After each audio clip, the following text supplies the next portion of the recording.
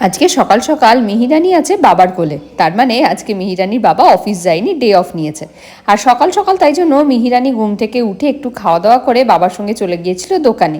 নিয়ে এসেছিল নিজের জন্য একটা কালার পেন্সিল, আর তার সঙ্গে একটা ড্রয়িং কপি, আর দাদা ভাইয়ের জন্য একটা কালার মানে ওয়াটার কালার আর কি। যাই হোক, বিকেলবেলা আমরা রেডি হয়ে নিয়েছিলাম, আমি অরিন্দমার মেয়ে রেডি হয়ে আমরা গিয়েছিলাম হুদা দাদার বাড়িতে। দাদা ভাইয়ের বাড়ি যাওয়ার জন্য মিহিরানি তো একদম রেডি হয়েই গেছে, এখন অরিন্দম যদিও বা রেডি হয়নি। ব্যাস আমরা রেডি টেডি হয়ে টোটো ধরে সোজা চলে গিয়েছিলাম হুদা দাদার বাড়ি।